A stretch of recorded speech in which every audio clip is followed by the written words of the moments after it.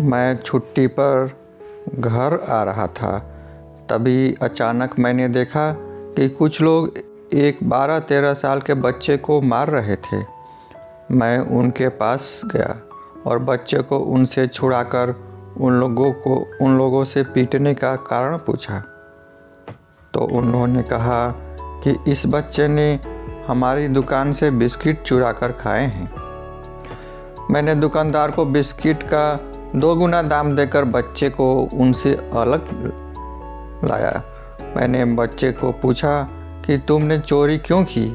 तो उसने कहा, साहब मैंने चोरी नहीं की, मैं कल से भूखा था और भोजन की तलाश में इधर उधर घूम रहा था कि अचानक मेरी नज़र दुकान के पास पड़े बिस्किट के पैकेट पर पड़ी, जिसे एक कुत्ता खाने की कोशिश कर रहा था।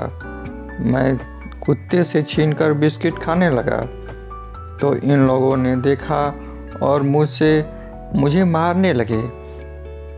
फिर मैंने उसका नाम पूछा तो वह बोला, छोटू।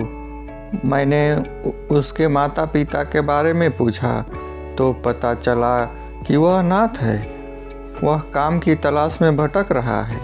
मैंने छोटू को अपने साथ अपने घर ले आया। मेरे घर में मेरी माँ थी क्योंकि बहनों की शादी हो चुकी थी। पिताजी कुछ वर्ष पहले ही गुजर चुके थे। छोटू के घर आने से माँ को भी काम में राहत मिली। घर का छोटा मोटा काम अब छोटू कर लेता था। मेरी छुट्टियाँ समाप्त और मैं ड्यूटी पर गया और छोटू को बोल कर गया अब वो माँ का ख्याल अच्छे से रखे।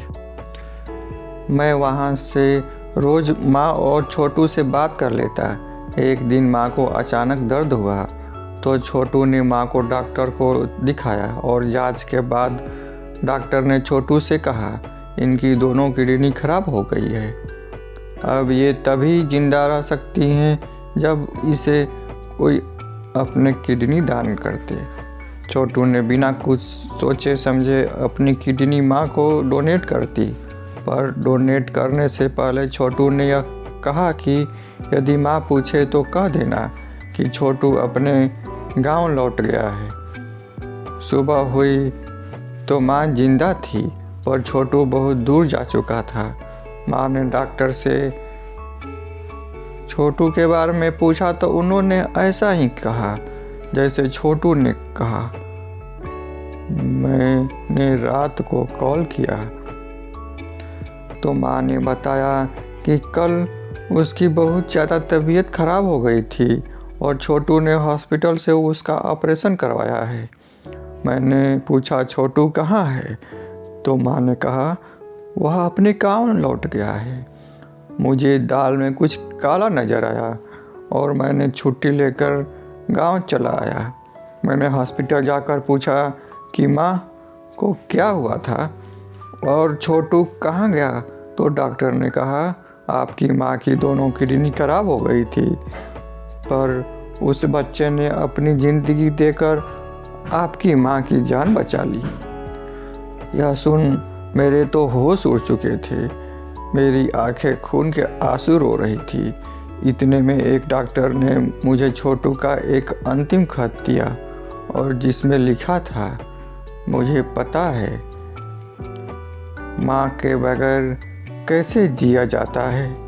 मेरी ज़िंदगी पर आपके बहुत एहसान हैं। मैं खुश हूँ मेरी ज़िंदगी से आज कोई अनाथ होने से बच गया और इतने दिनों में कुछ गलती हुई है तो माफ़ कर देना। अलविदा। मेरे कपड़े आंसुओं से पूरे भीग चुके थे। मैं सोच रहा था कि उसका नाम ही छोटू था। उसका काम तो बहुत बड़ा था। दोस्तों, आपके एक सब्सक्राइब और शेयर करने से किसी बच्चे को सेफ्टी, एजुकेशन और रोज़गार मिल सकता है, जो अर्पिता आई फाउंडेशन के द्वारा गरीब बच्चों को दिया जाता है। अतः सभी दोस्तों से निवेदन है, कृपया पसंद आने पर सब्सक्राइब शेयर अवश्य करें। Thank you. धन्यवाद।